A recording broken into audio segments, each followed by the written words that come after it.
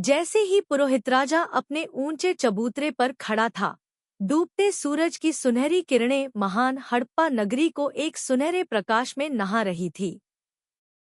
शाम की ठंडी हवा ताज़े पकाए गए रोटियों, जलते हुए तेल के दीपों और नदी के किनारे की गीली मिट्टी की सुगंध लेकर बह रही थी।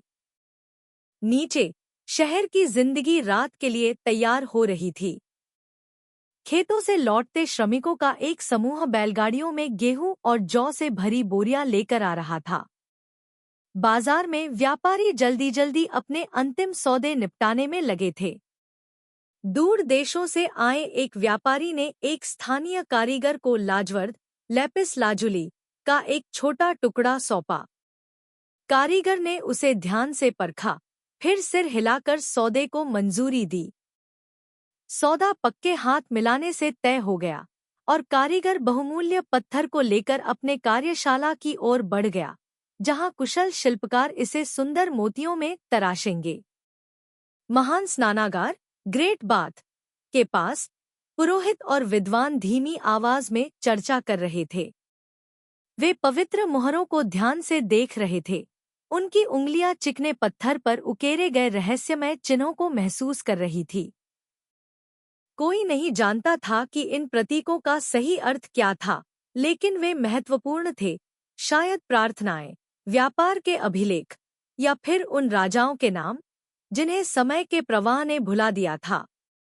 रिहायशी इलाकों में महिलाएं अपने घरों के अंदर छोटे तेल के दीपक जला रही थी, जिनकी हल्की टिमटिमाती रोशनी पकी हुई ईंटों की दीवारों पर नाचती छायाएं बना रही थी।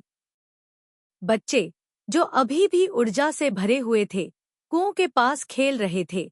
उनकी हंसी संकरी गलियों में गूंज रही थी। एक माँ ने अपने बेटे को घर बुलाया।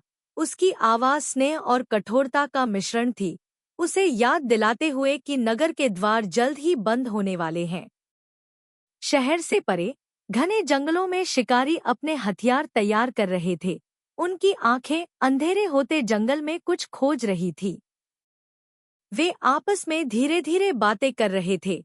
अनजान भाषाएं बोलने वाले यात्रियों की अफवाहें, नदियों के उस पार उठते नए साम्राज्य, और समय की वो बदलती रेत जो एक दिन सब कुछ बदल देगी। और जैसे जैसे रात गहराती गई, पुरोहित राजा अपने चबूतरे पर खड़ा रहा। उसकी दृष्टि क्षितिज पर टिकी हुई थी। क्या वह जानता था कि उसके चारों ओर की दुनिया बदल रही थी? कि उसका महान नगर, जो आज इतना समृद्ध और शक्तिशाली था, एक दिन समय के प्रवाह में विलीन हो जाएगा, केवल खंडहरों और अदृश्य लिपियों के रूप में पीछे छूट जाएगा। लेकिन फिलहाल हड़प्पा नगरी जीवंत थी, और उसके लोग अनजान थे उन रहस्यों से जो भविष्य में छिपे हुए थे।